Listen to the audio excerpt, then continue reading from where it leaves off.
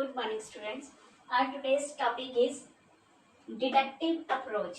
इससे पहले हमने इंडक्टिव अप्रोच पढ़ा था कि लैंग्वेज टीचिंग में इंडक्टिव अप्रोच की क्या इंपॉर्टेंस है या इंडक्टिव अप्रोच क्या होती है। इंडक्टिव अप्रोच में क्या था कि हम एग्जाम्पल टू रूल की तरफ चलते हैं, और इसमें क्या है, डिडक्टिव अप्रोच क्या है, ये भी बेसिकली लैंग्वेज की अगर हम बात करें, टीचिंग ऑफ इंग्लिश की ये क्लास है तो हम लैंग्वेज का ही एग्जांपल लेके चलेंगे। डिडक्टिव अप्रोच का भी यूज जो है वो ग्रामर के टॉपिक्स को टीच करने के लिए किया जाता है।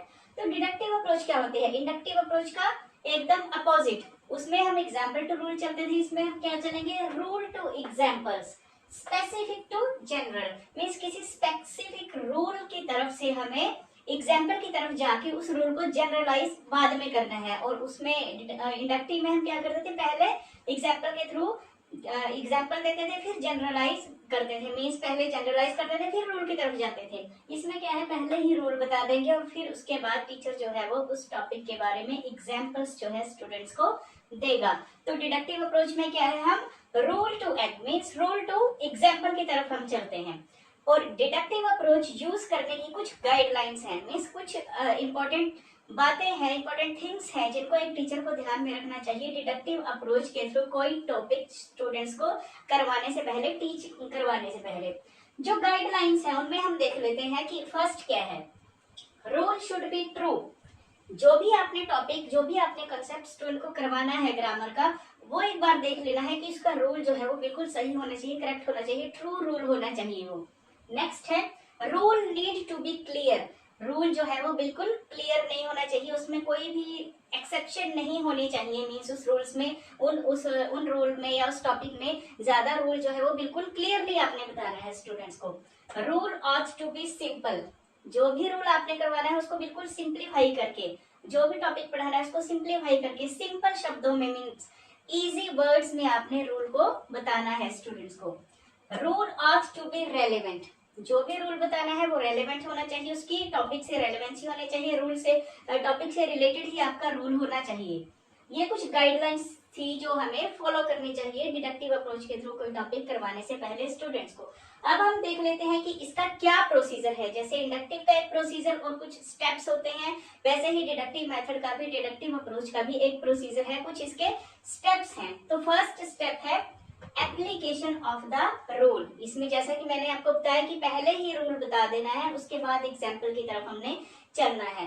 एप्लीकेशन ऑफ द रूल में क्या आएगा कि आपने, टीचर ने क्या करना है, सबसे पहले स्टूडेंट को रूल बता देना है। कोई भी टॉपिक अगर कराना है उसका रूल, उसकी डेफिनेशन पहले ही हमें बतानी है। सपोज हमने नाउन का टॉपिक, नाउन का एग्जाम्पल लेके चलते हैं कि नाउन का टॉपिक टीचर ने स्टूडेंट्स को करवाना है। तो फर्स्ट स्टेप में वो क्या करेगा, पहले ही जो नाउन है उसकी एक डेफिनेशन स्टूडेंट्स को बता देगा। नाउन क्या है, noun is the name of a person, place and thing. Means पहले ही हमने डेफिनेशन बता दी, name of a person, place and thing,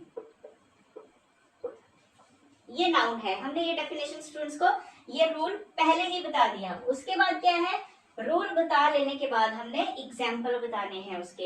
example suppose मैंने दे दिया, पर्सन का एक एग्जाम्पल दे दिया, Ram is a good boy.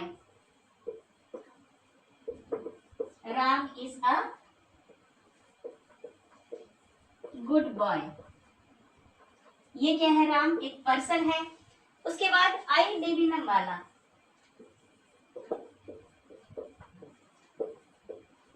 ये मैंने एक प्लेस का एग्जाम्पल दे दिया, अम्बाला। राम क्या है, एक पर्सन है। इसके बाद किसी भी थिंग का एग्जाम्पल दे देते हैं। This is a pen. ये क्या है, एक थिंग है ये, ठीक है जी। और ये क्या है, एक प्लेस है, और ये क्या है, एक पर्सन है। तो नाउन क्या था, रूल क्या था, noun is the name of a person, place and thing. Rule बता दिया, उसके बाद उसके एग्जाम्पल्स दे दी। ये आपने फर्स्ट स्टेप में करना है एक टीचर ने। सेकंड स्टेप में क्या करना है, प्रैक्टिस। प्रैक्टिस किस चीज की, जो रूल आपने बताया है, जो एग्जाम्पल्स बताए हैं, उनके बेसिस पे स्टूडेंट को उस रूल की प्रैक्टिस करवानी है। मेरे स्टूडेंट्स को कहना है कि इसी टाइप के, इसी रूल को फॉलो करते हुए कुछ और आप मिलते जुलते एग्जाम्पल्स बना करके बताइए, लिख करके बताइए, या फिर ऑरली बताइए। मीन्स इसमें क्या है, आपने प्रैक्टिस करवानी है, जो रूल आपने बताया है उस रूल की प्रैक्टिस करवानी है एग्जाम्पल्स के थ्रू। पहले रूल, उसके बाद एग्जाम्पल। फर्स्ट स्टेप में रूल बता देना है, उसके एग्जाम्पल दे दिए, सेकंड स्टेप में प्रैक्टिस करवानी है, एग्जाम्पल्स जो है वो एग्जाम्पल्स बता करके स्टूडेंट से उसकी फिर हमने प्रैक्टिस करवानी है।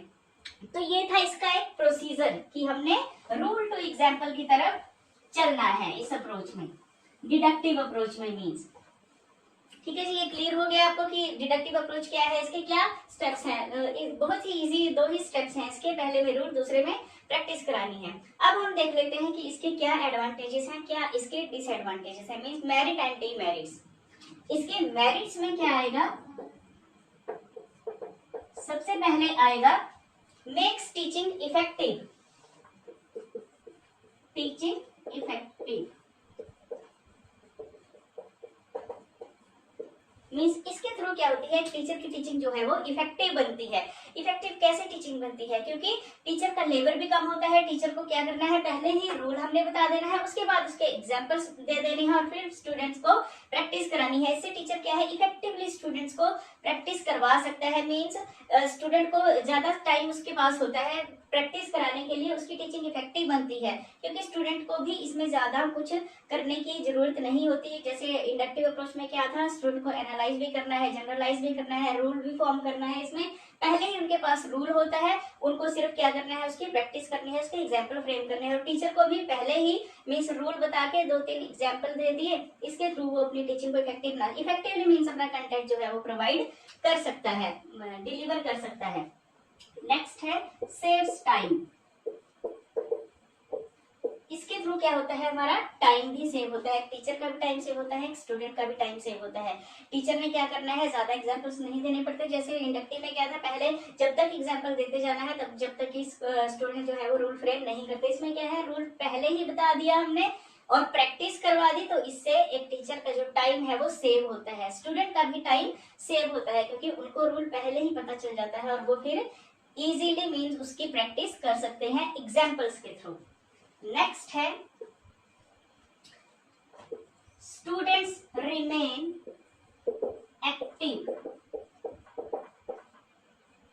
इसमें क्या है, स्टूडेंट्स जो है वो एक्टिव रहते हैं। कैसे एक्टिव रहते हैं, क्योंकि रूल उनके पास आ जाता है, उनको एग्जाम्पल्स, जब सेकंड स्टेप पे आते हैं प्रैक्टिस पे, तो प्रैक्टिस किसने करनी है, स्टूडेंट्स ने करनी है। स्टूडेंट को फिर उस रूल को ध्यान में रख करके एग्जाम्पल्स फ्रेम करने हैं, एग्जाम्पल्स बनाने हैं, उस चीज की प्रैक्टिस करनी है। इस तरीके से स्टूडेंट जो है वो क्लासरूम में एक्टिव रहते हैं, सक्रिय रहते हैं, सचेत रहते हैं, अटेंटिव रह करके वो उस चीज की प्रैक्टिस, उस रूल की प्रैक्टिस करते हैं।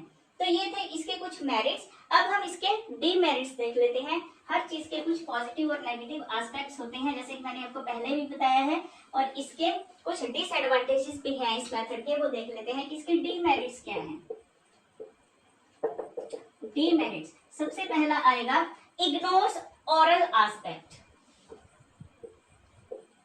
Ignores oral aspect.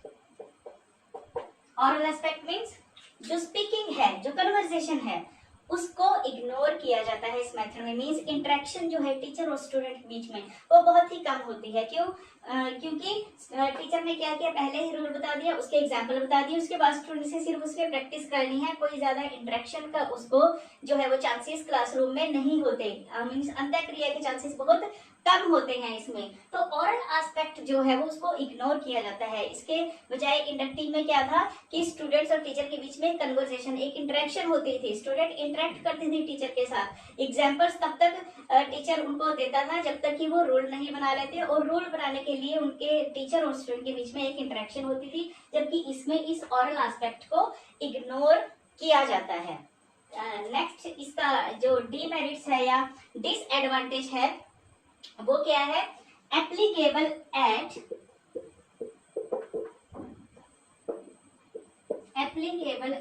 N early stage. Early stage means छोटी क्लासेस के लिए एप्लीकेबल है। छोटी क्लासेस के बच्चों पर हम इंडक्टिव मेथड को यूज नहीं कर सकते, इंडक्टिव अप्रोच के थ्रू उनको टीच नहीं कर सकते। क्यों? क्योंकि वो लॉजिक नहीं लगा पाएंगे, एग्जाम्पल्स को देख करके वो रूल फॉर्म नहीं कर पाएंगे। तो इसीलिए इसको हम सिर्फ छोटी क्लासेस के लिए ये एप्लीकेबल है, बड़ी क्लासेस के लिए हम इसको अप्लाई जो है वो करते हैं, मीन्स उतना ज्यादा नहीं करते। तो छोटी क्लासेस के लिए ही एप्लीकेबल है, छोटी क्लासेस के बच्चों को टीच करने के लिए ये जो अप्रोच है डिडक्टिव अप्रोच, तो वे वहीं पे अप्लाई होती है। नेक्स्ट है इसका जो नेक्स्ट डिसएडवांटेज है वो क्या है? Incomplete in itself.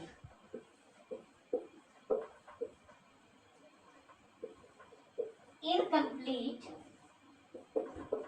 In itself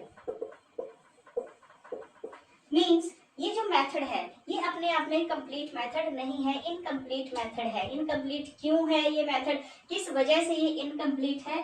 deductive approach को इंडक्टिव अप्रोच के बिना अप्लाई नहीं किया जा सकता, ये इसलिए कि इनकम्प्लीट। इसको मीन्स इंडक्टिव अप्रोच के साथ मिक्स करके हम इफेक्टिवली यूज कर सकते हैं। अगर बिना इंडक्टिव के इसको यूज करेंगे तो ये उतना इफेक्टिव मेथड नहीं है, अपने आप में इनकम्प्लीट है। इंडक्टिव और इंडक्टिव दोनों को आपस में एक दूसरे के साथ ही अगर हम अप्लाई करेंगे क्लासरूम में तो हमारी जो टीचिंग है वो इफेक्टिव होगी, स्टूडेंट की लर्निंग जो है वो इफेक्टिव होगी, स्टूडेंट ज्यादा टाइम तक रिटेन करके रख पाएंगे उन रूल्स को, उन एग्जाम्पल्स को जो हम उन्हें बताएंगे या जो टॉपिक हम उन्हें कराएंगे उसको ज्यादा टाइम तक वो रिटेन करके रख पाएंगे और उसको फिर वो अपने डेली लाइफ में अपने कन्वर्जेशन में उन रूल्स को इजीली अप्लाई करना सीख जाएंगे। तो ये मेथड जो है वो अपने आप में इनकम्प्लीट मेथड है, कंप्लीट मेथड नहीं है।